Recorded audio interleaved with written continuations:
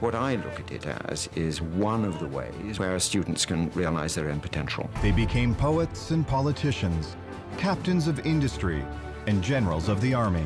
The reason that the larger society should understand the military is not because we want to be nice to the military. It's because we want to be a successful country. It was not too big a thing to say that we became better citizens for having been part of that. And there's nothing like it now. It's the best way to teach these students leadership. It's just an incredible experience.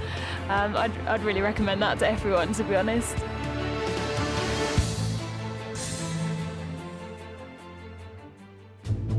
The program has been called the most important nation-building venture in Canada since the 1960s. This is a nation-building organization and should be again. Back then, similar leadership programs in Canada had no less than 27 universities participating with 5,000 students enrolled. A time when the Canadian military played an integral and respected role in university life from coast to coast. That is, until it all came to an end. In 1968, we made a decision to completely eliminate that university training program, to withdraw the military from the university campuses. So at that crucial point where the new professional managerial class was being developed, the department disconnected from them. Society in general stopped being aware of the existence of its own military. Breakout Educational Networks' research and development of the 5-part documentary series A Question of Honor made it clear that Canadians had become disconnected from their military and the leadership training it provides. We lost it, linking the connection between the students and the military.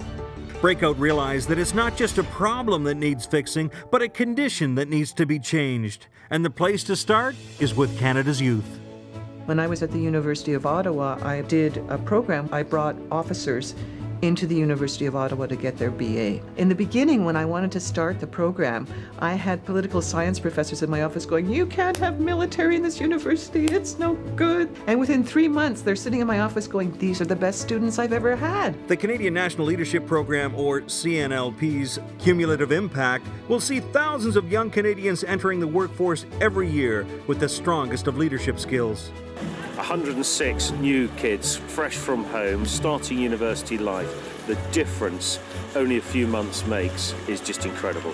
A very large amount of my success now as a business person in the UK has been driven by what I learnt at the OTC 20 years ago. What I learnt from my academic degree has got no comparison to the value I learnt from the OTC stuff. The training model combines classroom study and military-style fieldwork. Students enroll in regular university or college programs with a leadership component approved for the program. They also join part-time officer cadet units. During the academic year, they spend the occasional weeknight and weekend under the direction of people who train officers for the Canadian Forces. During the summer, they train with cadets from across Canada at Army and Air Force bases and on naval vessels. Students are paid at reserve officer pay rates, which helps offset the cost of tuition. There's no obligation to join the military afterwards. We're not looking for people who want to join the army 110%. We're looking for people who show potential in leadership skills and people who are going to be the leaders of business in 10 to 20 years' time. When you see, as I have seen it, the product that comes out of this is head and shoulders in all sorts of qualities above an average student, then one begins to see the benefits of that type of training to society. Support for the CNLP has been growing rapidly. The Government of Canada has announced its support. The Canadian Army is providing trainers and facilities in Edmonton for the pilot project of the University of Alberta. Time is short. Look to your right. Staff Sergeant McGoo is on the run. Go catch it. And 18 presidents and deans have expressed an interest in participating in the program. Get the blue and the white, okay? Right, okay. Breakout plans to have a nationwide program in place by 2017, the 150th anniversary of Confederation. And with continuing endorsements from the Government of Canada, our military and higher learning institutions from across the country, the CNLP is rapidly gaining momentum. Now we need the support of financial partners to help underwrite the rollout of the program across Canada.